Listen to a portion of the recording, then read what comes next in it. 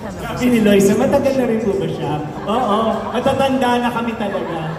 Ay, grabe, bata pa lang ako, pinapanood ko na kayo. Charot. Hindi. Ang sama ng tingin ni June. And anyway, Kapanahunan mo siya. ayan. Hindi ko naman itinatanggi. Kami ang magkakasabay. Diba? So, Marvin and Jolina. Ayan. Alam nyo, to be honest, ako ang feeling ko, parang talaga ba, meron pa rin ba talaga yung dalawang yon? Pero kanina, nung kumakanta si Jolens, then lumitaw si Marvin.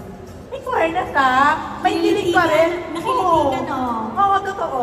True. Kala ko wala na eh. So, meron pa rin pala talaga. So, yon. So, anyway, ako na question.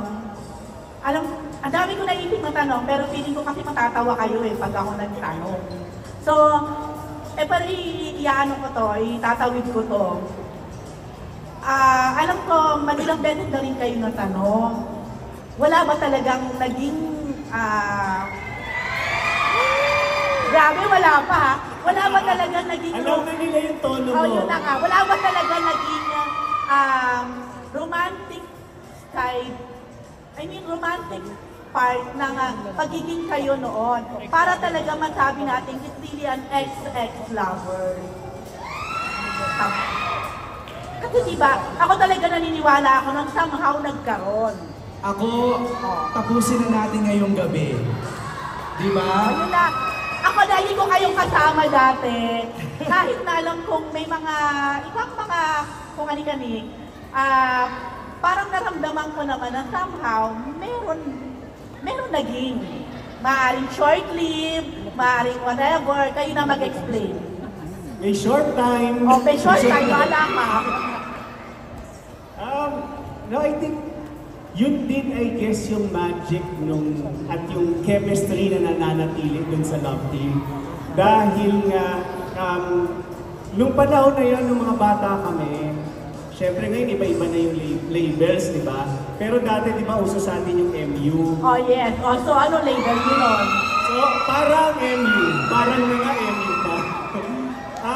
So, naging dahil may personal at saka professional na relationship ng mga panahon na yon. I think kaya hanggang ngayon na natili yung sinasabi nga ni Jolina pag ini-interview kami, yung magic hindi na namin alam kung saan ang gagaling. I think dahil hindi naging kami, hindi rin kami nag-away ng todong-todo. Kaya siguro nagkaroon ng comeback film. Aminin nyo, yung mga naging silang-sila talaga, hanggang ngayon, hindi natin mapa-comeback. Kung sino man sila. Kasi ang tindi ng pagmamahalan, parang ang tindi rin ng away. So, baka hindi kayo maka-expect doon. Kaya siguro ngayon nagkaroon kami ng comeback. Kasi naging sakto lang yung relationship. Kaya naging napaaga yung comeback. Hindi kami lolo't lola na nagka-comeback. So you mean, mula noon hanggang ngayon, MU pa rin ang label natin?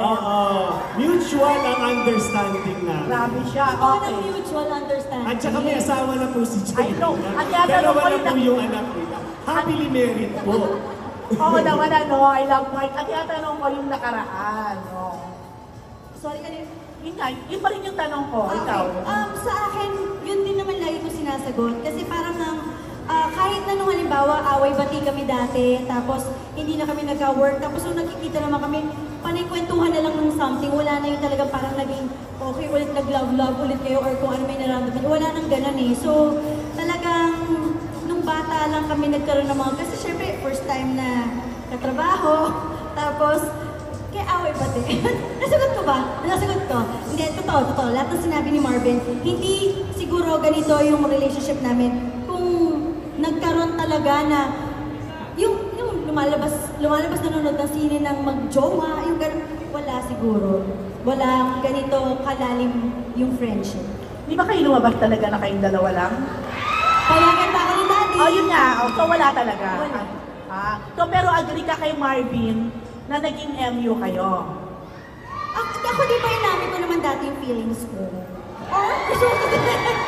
Gusto mo Ay, fairness. Diba? So, pero matagal na yun.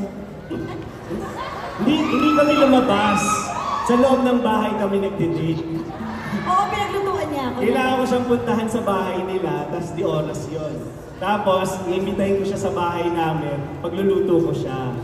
Kahit hindi pa ako nang magalingan magluto, kinakain niya at niloloko niya ako, ang sarap.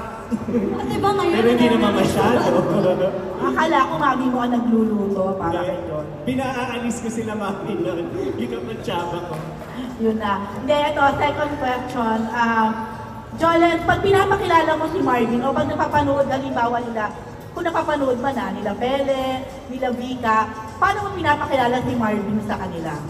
Pinapakilala ko siya na siya si Tito Marvin, na kaibigan ko, best friend ni Mama, and he's a very good person, and he's a very good father, at saka ang galing niyang negosyante. In-expect ko talaga sana, tapos makikita nila na meron kami mga picture na sweet kami. Wala naman akong violent reaction na nakita sa mga anak ko. Siguro kasi hindi naman nila nakikita yun ang ginagawa ko lang kay Marvin. Diba? Mas marami syempre sa kanila, kay papa nila. So, I don't think lalagyan nila ng ganun. And pagka kasi very, ano ba tawag dito, inosente ang iyong, or maganda ang pakay sa pagkakaibigan, wala ka naman dapat itago at nararamdaman nyo ng mga anak natin. Kapag kung may mga anak na kayo, mararamdaman nila yung kung nagsisiklet kayo o hindi, di ba? Lahat kinukwento ko sa kanila ng pag may sakit si Tito Marvin, pag merong mga nararamdamang iba, alam nila, pati kung gaano kumakain kami sa restaurant ni Tito Marvin, tapos sinasabi ko siya nagluluto ng kotse. Yung gano'n. Sobrang syempre nakasama ko na sila Pele, si Vika, si Mark. Napakasaya nilang pamilya. Isa sila sa pamilya na pag tinitingnan mo, sana ganyan din yung pamilyang magkaroon ka. Kasi napaka-open na sa isa't isa, tsaka yung energy ng pamilya nila parang nagmamahalan lang talaga. Ang sarap, ang ganda nila. At saka si Mark, Marjo yun. Si Oo Mark, nga. yung asawa ko po, Marjo yun kasi siya pa talaga sabi, mag-picture kayo, mag-video kayo ni Marvin, kasi post mo. Mula nung nagawa kami ng Flor de Liza, tapos yung ngayon, sabi niya, pag nag-recording ka, papunti mo si Marvin para may video-video kayo. Papa, baka gusto mo samahan mo rin ako. Pero ganun siya ka-supportive sa akin.